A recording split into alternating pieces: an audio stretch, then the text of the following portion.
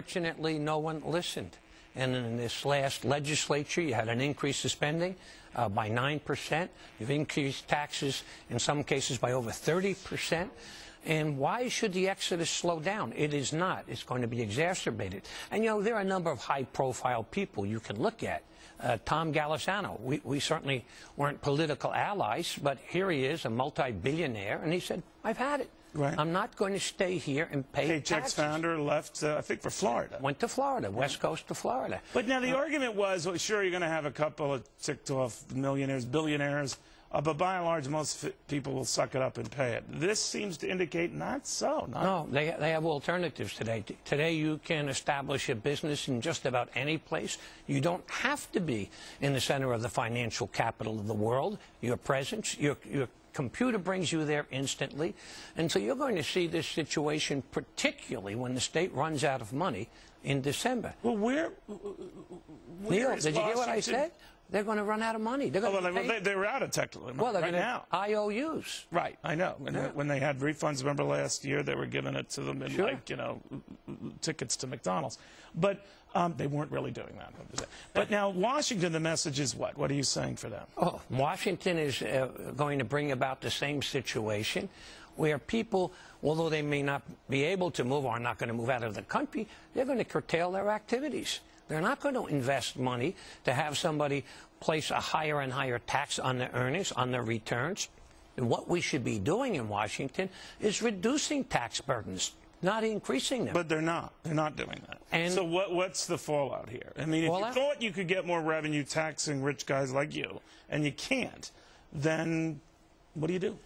Taxes are going to be increased on the very people who can least afford it. That's going to be inevitable. That means the working middle class who was seduced into this business of saying, don't worry, we're just going to get the millionaire, they're going to have a burden placed on them, which is even higher than disproportionate, because they need that $80,000 or $90,000. And by the way, that's not a lot of money here in New York. It might be in South Dakota, but here in New York, it certainly isn't.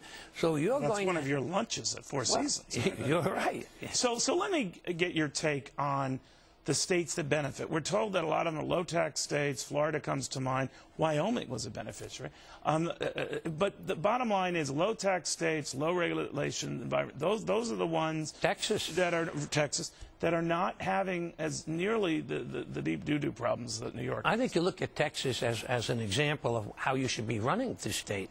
Instead of giveaway programs, instead of the luxury of Medicaid, instead of school districts which have district superintendents. Where I live in Long Island, Neil, it's 18 out of 20 superintendents come from Long Island with salaries of over $300,000 a year and incredible pension programs. And people are wondering why their taxes are going through the ceiling. That's why. Let me ask you while you're here, Senator, the whole Hoffman dust-up, the conservative candidate who's running in an upstate New York race.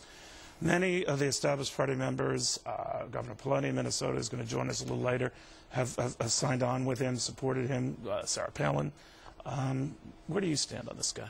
Well, I have to tell you, I'm looking at this race very closely because I'm not happy with many of the positions that the Assemblywoman, who is now running as the Republican candidate, carries. So Scott Zafata, the Republican anointed candidate, might not be your candidate?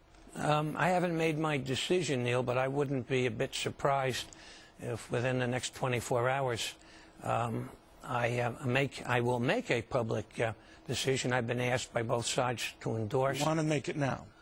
Well, get Fox News alerted. Well, I will That's say, worthy of a Fox News. I will say to you that I am leaning heavily towards the conservative.